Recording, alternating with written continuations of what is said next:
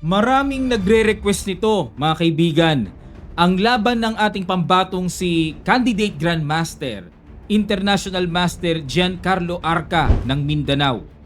Kontra sa kanyang mga higanting nakalaban dito sa katatapos lang na World Team Rapid and Blitz na ginanap sa Hong Kong against Levon Aronian, Nihal Sari ng India.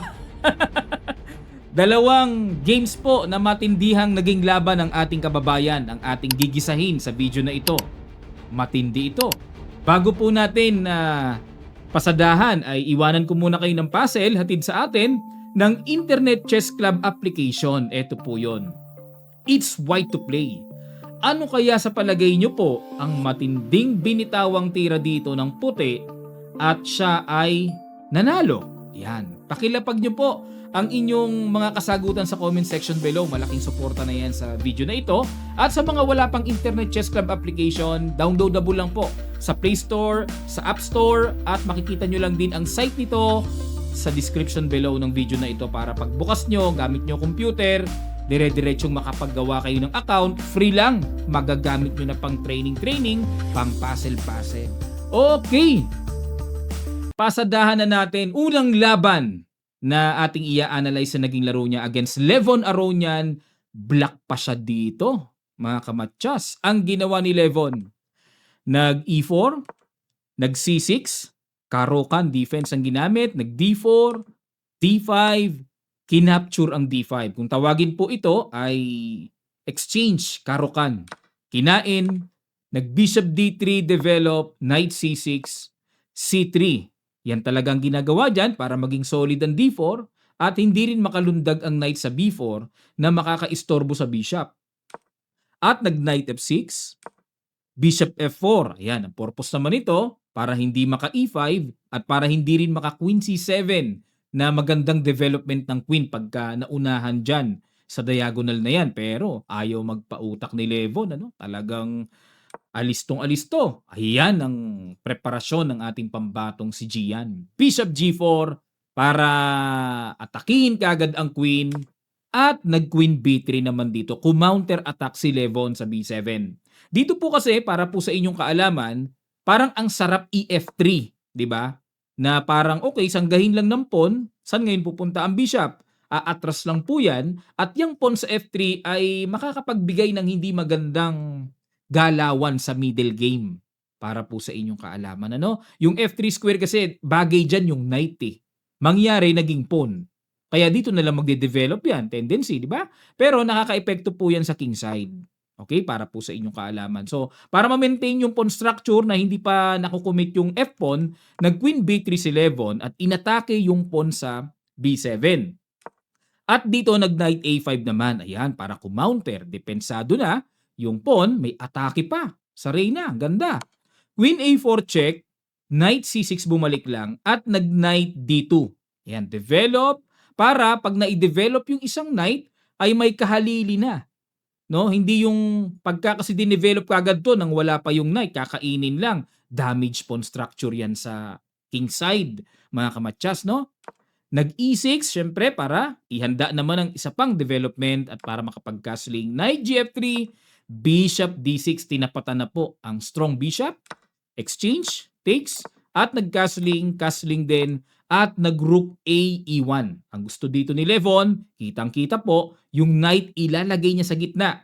At kaya minintain niya yung rook sa F1 para susundan ng F4. At naku, napakalakas po niyan pag nakaganyan na sa gitna, Nag-A6 muna. Knight E5 na.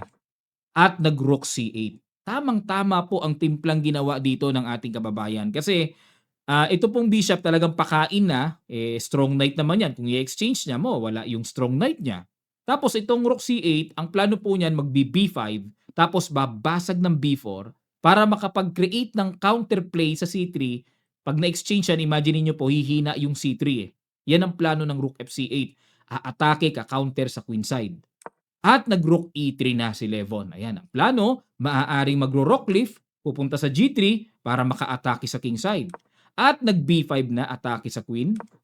Queen B3, bumaba lang at nag-bishop to H5 na para hindi na matempuhan pa. At nag-rook E1, battery muna sa E-file, nag-rook B8, ayan, ikinasa lang. Para tuloy-tuloy, pagka nag-B4 mamaya, tuloy-tuloy ang pressure na magagawa sa queen side. At nag-rook H3 na, B4, ayan na po, ang binitawang napakagandang tira ng ating pambato. B4, ano, para basag kagad, may pressure kagad, at nag-queen A4 naman. Ilag sa B file at para atakihin ang pawn sa A6. Para po sa inyong kaalaman, muli mga kamatyas, kapag kinain kasi yung libreng pawn sa A6, meron kasing knight to A5. Mapapahamak po ng buong buo ang bishop na yan. Pag-asa na lang ng queen dyan, iiwas, queen A4, tapos kain at halimbawa C takes B4 para babawiin ito, mayroon pong napakalakas, brilliant shot, queen E2 na dito po hindi makukuha yung knight eh. Kasi kung ganyan ang nakita ni Levon na akala mababawi din naman pala kaso matitirahan doon. May baon-baon si Gian na napakalakas sa tira. Queen E2, sacrifice. Ano plano? Pag kinain, magro-rook C1 check, may harang naman, ano? Pero may bishop takes E2, threatening matchas. Nako, delikading yan. Halimbawa, mag G4, bishop po ang ipangka-capture and mayroon pa ring discovered matchas na mangyayari. Kaya napakalaking kadelikaduhan sa side po ni Levon pagka ganyan ang pinasok niya. Kaya di niya kinain, queen A4 muna siya, at kinain na yung pawn C3 kain-kain at nag-bishop to G6. Tinapatan na po ang strong bishop. In exchange, yun, F-pawn po ang pinangkain.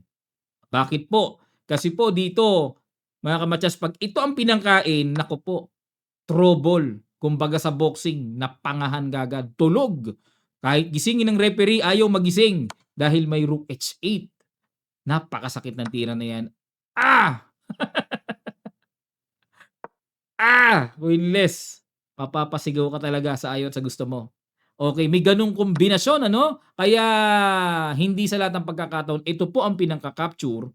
Ito rin minsan. Kasi nakaporma na eh. Dapat matalas po yung pakiramdam natin, yung sense of danger natin. Dapat nararamdaman kaagad natin yun, ano? By intuition. At dito, kinapture na ang libreng pawn sa A6 at nag-rook A8 para habulin. May counter sa A2. Nagsumiksik talaga. Ayaw lumayo.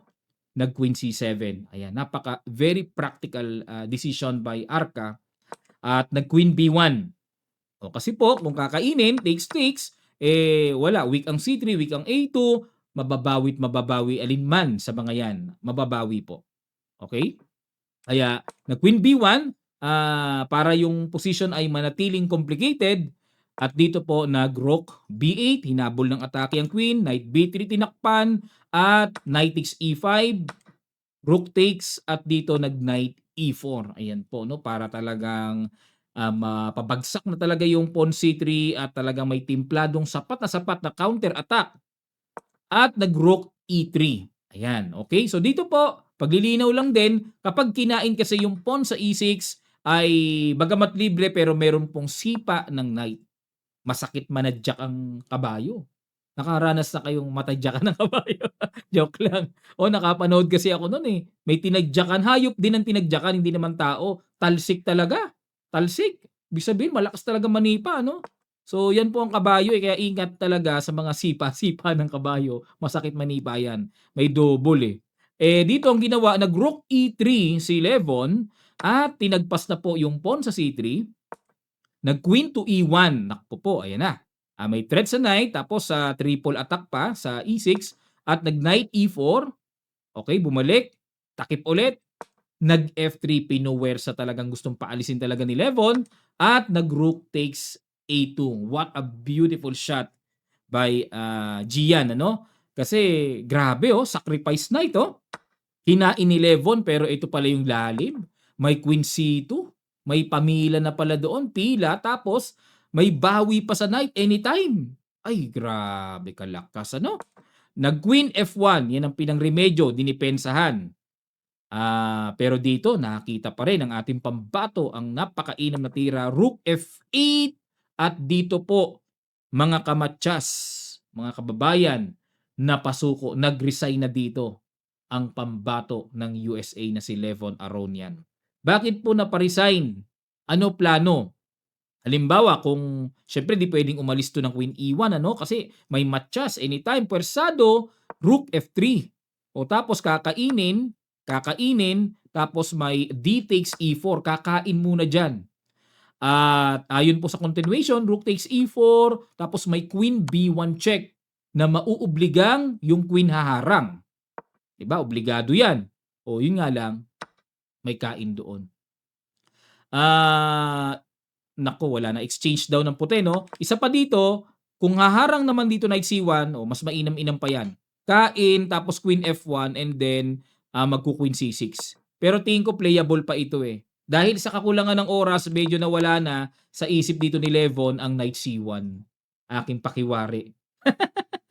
Oo, ang nasa isip niya lang diyaan siguro sa ganito, eto lang ang nasa isip niya siguro, yung Queen B1 ano, dun siya nairita, nag-resign na kaagad, eh. Ayun, kung minsan merong epekto ng gano'n, eh, may sa dabulag ang position, eh, 'di ba? Kung minsan may gano'n, eh, may epektong gano'n napapa-resign pero playable pa pala 'no, sayang ano. Oh, pero, congratulations, malaking isda ang nahuli 'no, kumbaga sa isda, eh, pating o balyena 'yan, si Levon ano. At sunod kaagad natin ito, isa pang mamaw ito, higante, laging nasa mga elite round robin tournaments, Nihal Sarin. Sunod kaagad natin. Black naman dito ang ating pambato. Tinirahan siya ng D4 ni Nihal, Knight F6, Knight F3, C5. Yan. Kung tawagin po natin ay Benoni defense. Nag-E3, okay, patibay lang. Yan, interesting. Kasi ang Benoni po yung nagdi-D5 advance. E3 lang, oh. Kinapture ni Gian, capture at nag-D5, okay, para pantay lang ang space, and then nag-Knight E5. Pinalakas kagad ni Nihal ang kanyang kabayo sa gitna, at nag-Knight C6, tinusok pa ng Bishop, talagang sharp. Bishop D7, sangga lang, kinain ng Bishop kain, so ang Bishop pair po ay nasa kamay na ni Nihal, at nag-castling E6, okay, simple lang. Naniniwala pa rin si Gian dito na bagamat nawala yung kanyang Bishop pair, pero later on, mawawala din naman niya, ma-exchange din niya yung isa sa mga bishops na yan. Nag-C3 para solid po ang D4 at nag-Bishop E7 para preparing to castle na Knight D2, A6, Bishop D3 at nag-castling F4. Ayun, ang idea po ng F4, medyo talagang gusto siyang lingkisin sa pamamagitan ng Knight F3 and Knight E5. Ayan, no? Kahawig ng naging laro niya kay Levon, ano? O, ayan. Pero nag-B5, ayun na naman. Oh, talagang gustong-gusto ni Gian ano, alam na alam niya pang counter sa ganyan ano. Kay Levon ganyan din ang pawn structure, 'di ba? Tapos BB4 siya, tapos iwi-weaken niya yung pawn sa C3 pagka yung na-exchange na. Nawi-weak yan eh, inaatake yan eh, rook, ganon. Nag-A3, pinigilan muna ni Nihal at nag-Queen C7, okay? Ayun, ito pong Queen C7, okay, may plano na aatake sa queen side, sige. Queen E2, angat lang ang queen at dito po nag-Bishop D6, okay, atake sa pawn. Knight F3, okay, para ibabara na ang knight sa E5 at dito po nag-Knight E7 lang. Okay, relax lang, hindi ko mo lagi tayong may kain, eh sugod tayo ng sugod, ganito po mangyayari, may Knight E5, naku po, napakasakit niyan dahil atakado ang reyna, babagsak ang knight sa C6. Kaya lagi po tayong mag-iingat sa mga libre-libre, palibre, no? Eh, may kasabihan tayo, masarap ang libre, pero baka mamaya may lason. Kaya ingat din. Okay, Knight E7 at sinalpak na yung Knight sa E5 sa gitna para talagang malakas, bidang-bida. Nag-Rook B8, ayan na po, gumuguhit dito ang planong A5, BB4 si Gian para maka-atake po sa queen side. At nag-Bishop D2 develop, Rook B7, ayan, para preparing, ano, dodoblihin para A5, B4 pa rin. Rook F3, samantalang gumuguhit na rin ang plano. Dito si Nihal ng isang malakas na atake, pang-pressure, at nag-A5 na. Ayun, sinacrifice na yung pawn sa B5. Sinacrifice. At nag-Rook H3. Ayan, tuloy lang sa plano si Nihal sa kanyang pagkaka-Rook F3. Pero linawin po natin, ito ay libreng pawn sa B5. Pero bakit hindi po kinagat yan ni Nihal? Ano meron? Titirahan kasi ng A4. Yan ang lalim. Kumbaga, another sacrifice. Ang idea ng A4 ay huwag maka-A4 ang puti. Kasi pag maka-A4 ang puti dyan, wala na. Sementado yung bishop sa B5. Naku po, grabe. bakal-bakal, sementado pa yan pagka naka-A4 yan.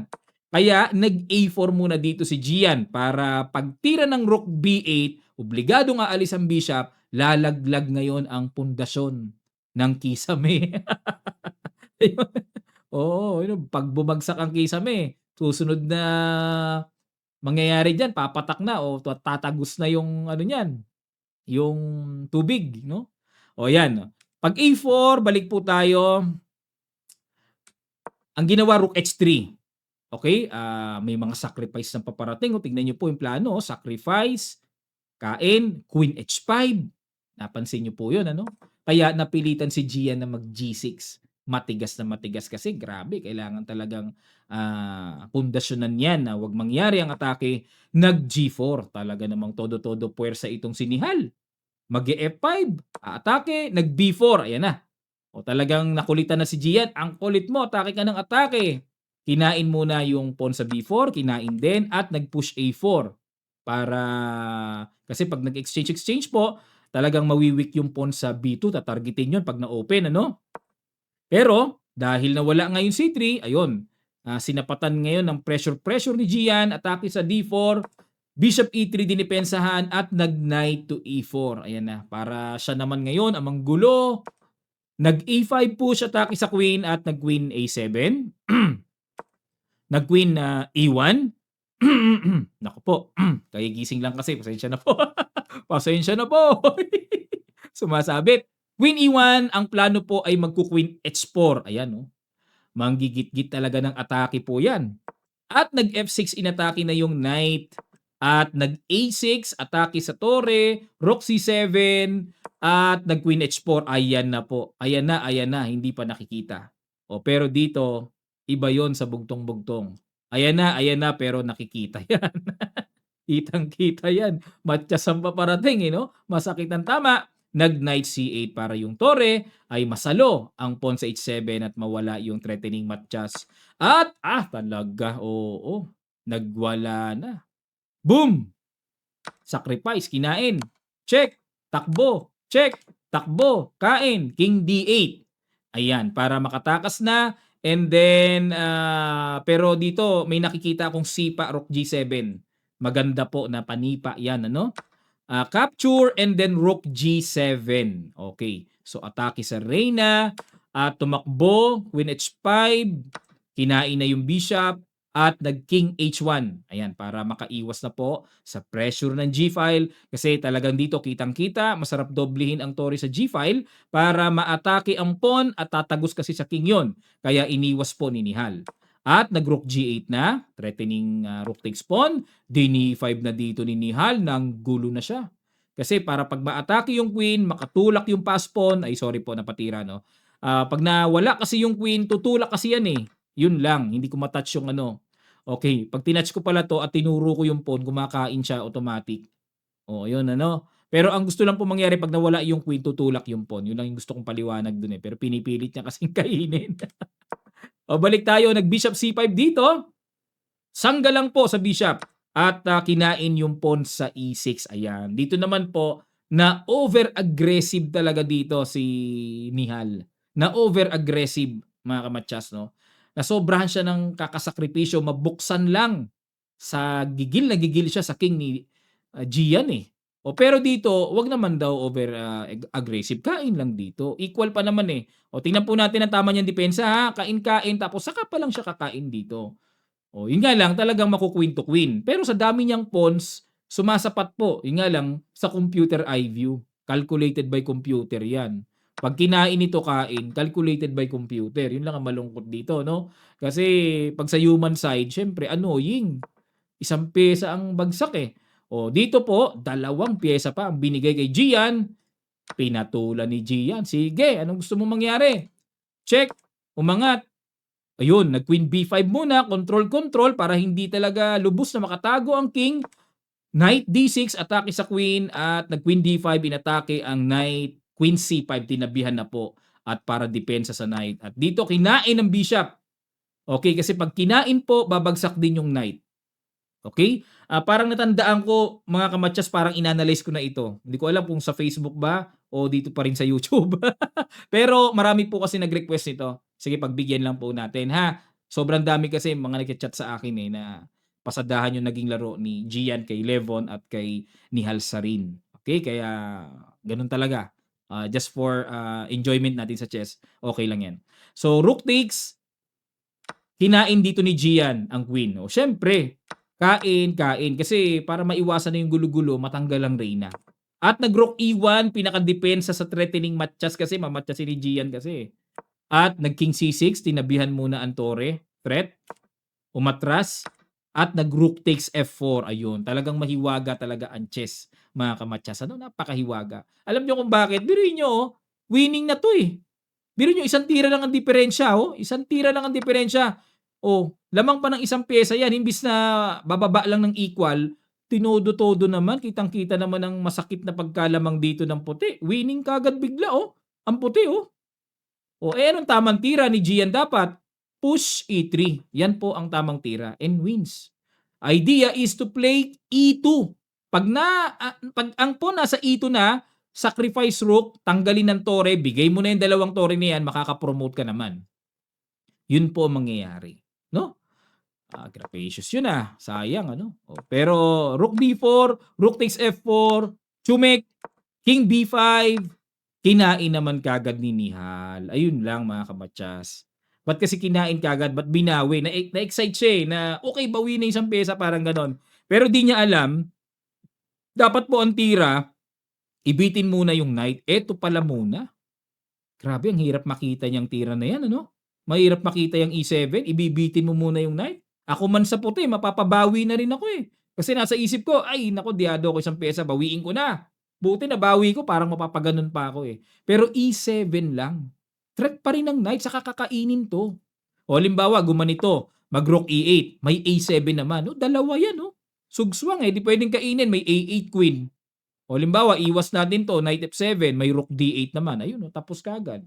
Pag nag-knight takes, o di tatawid ngayon ng queen, mawawala yung bantay. Tapos kagad, grabe. Sayang yung kay Nihal, ano? Pero binawi niya kagad eh. Nag-E3, E7, ayun na, wala na. Blunderations na. Kung sa bagay po, dying seconds na sila 5 seconds na dying seconds na tawag dyan eh. Napatulak nito, parang idea niya is gaganon, magro-rook behind. Pero ang perfect move is rook D5 check. Pag kinain nito, rook D6, ayun. Kumbaga parang ipapakain nito. Yun nga lang, sa dying seconds na yan, medyo mahirap na pong ma-analyze. Siyempre, nagmamadali din eh, di ba? Time factor din eh. E7 and then E2. Ayun, oh, mauuna si Gian. May rook F1 na tama. Ayun, ginawa na lang, nag-E8 queen check na lang para malihis yung tore, saka nag-king G2. Yun nga lang, naka-queen. Takes, A7, then rook behind. Rook D7, King B6, laglag. Dito po, nilaban pa rin. Nilaban pa rin, pero wala na. Sa level po ng mga ganito, wala na yan. O, yan o. Nilaban pa rin eh. O, laban pa rin. Parang di makapayag si Nihal, ano? Di siya makapayag sa kababayan natin na, gumanon po, pero error lang to. Ang tunay po niyan, matchas talaga yan. Okay, loss registration lang ng tira sa G1, pero matchas na po yan. Okay, what a beautiful Mamaw Games. Mamaw Games ni Gian. Congratulations, no? Isa po si Gian sa nakikita ko pong maaaring sumunod na maging Grandmaster ng ating bansa. Siya po ngayon ay from Davao siya, no? Pero lumipat na po sila ngayon sa Zamboanga eh. So, nasa Zamboanga sila ngayon. So, very proud ang parents niya. And shout out sa Arca family. Ayan, at marami po nag-request ito kaya inulit ko eh. Ayun. Pero yung kay Levon Aronian parang di ko pa napapasadaan. Itong kay Nihal Sarin parang isa sa mga topic ko po or na-upload natin, napasadahan ko na to eh. Dito rin sa YouTube kung di ako nagkakamali eh. Pero masayang ulitin eh, lalo na panalo yung kababayan natin. No? Good vibes, ika nga. Ayan. Pag-asa ng Philippine Chess. Maraming salamat po mga kamatyas at kung may request pa kayo, lapag nyo lang sa comment section below. Pwede po kayong mag-PM sa Messenger Kamatyas kung may mga request po kayo na gusto nating pasadahan. Nandito lang po ang inyong lingkod, Coach International Master Roderick Nava at lambing lang po. Pa-like naman at comment At pa-subscribe na rin po sa mga di pa nakakapag-subscribe sa ating channel. Road to 1 million subscribers tayo. Sana po tulungan nyo ako, mga kamatyas, mga kababayan, na maabot natin ng 1 million subscribers, no? Para meron naman tayong say pagdating sa abroad. Oo, kasi tumitingin sila 'pag sa mga world events na pinupuntahan natin, tumitingin sila sa mga followers and subscribers talaga, eh. Siyempre napapasugod tayo kahit na kulang ang budget natin basta yung baon-baon natin na makikita nila, aba marami palang subscribers ito. Oo, marami tayong perks and benefits na maaaring mag-grab and makuha mula sa organizers. Maraming salamat mga kamatyas, magkita-kita pa tayo sa mga susunod pa nating chess updates, God willing.